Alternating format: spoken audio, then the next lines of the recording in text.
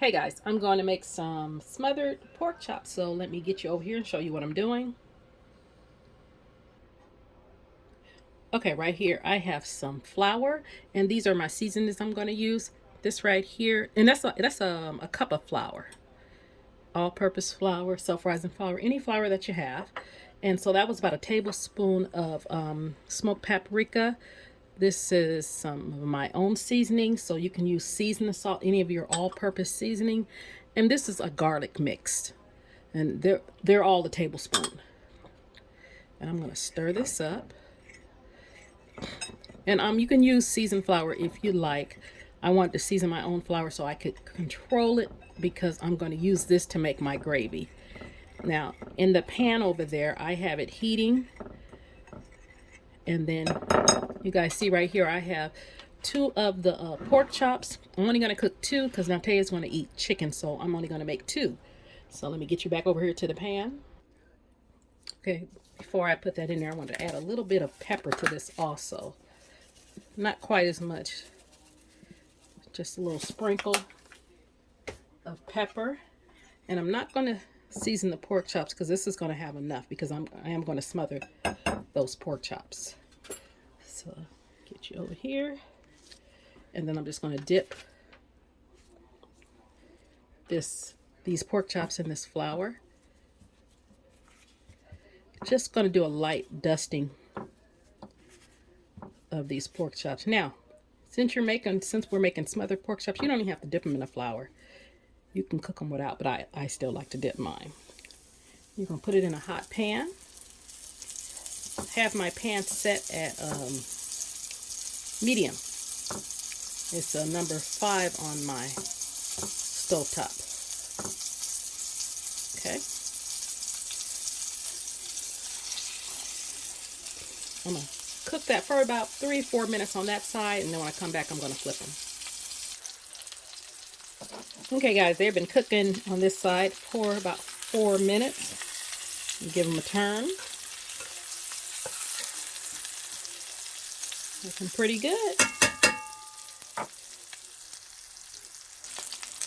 Okay, so I cooked it on this side for another 4 minutes. I'm going to take that out, and then I'm going to make the gravy.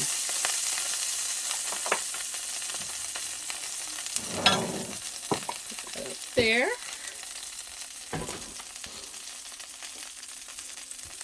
And I'm going to use that flour that, actually let me get a whisk. I'm going to use that flour that I dipped the pork chops in.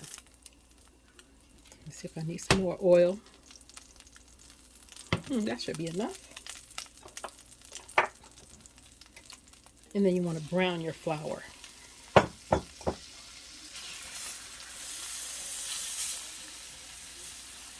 Now, if yours is a little dry, you can add a little bit more oil, but that should be fine. So you just want to keep stirring until you get the color that you want. Add a little bit more flour to that.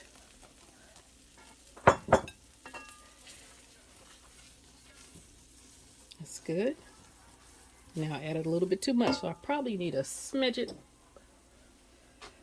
just a drop or two more oil. And you want to cook that flour taste off just a couple minutes, or until you get to the brownness that you want.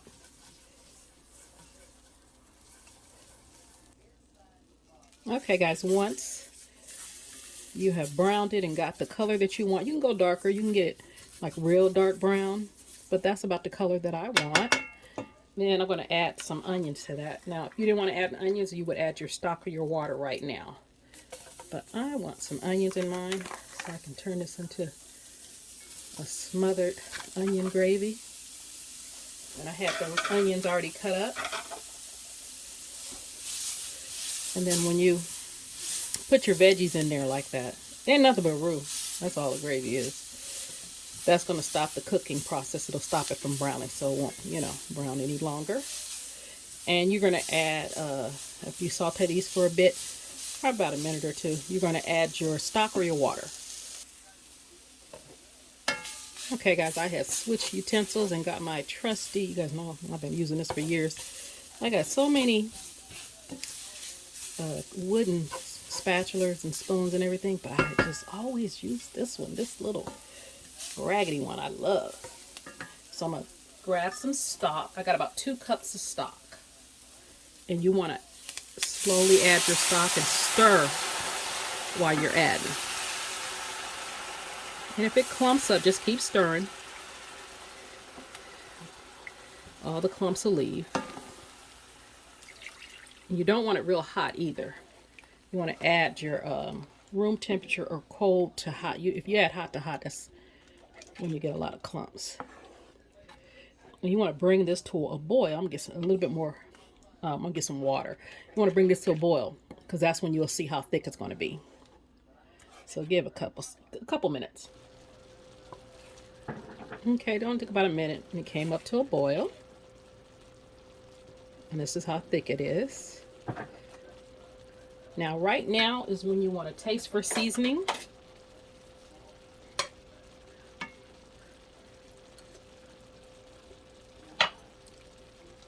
Oh, it tastes pretty good. Maybe I might put a little bit more pepper in it.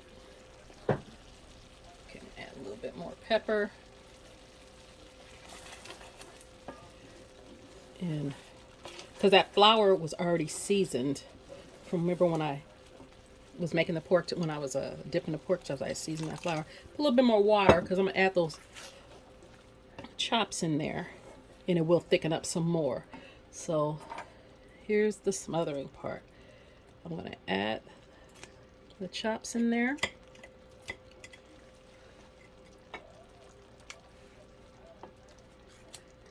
And then you're just going to simmer.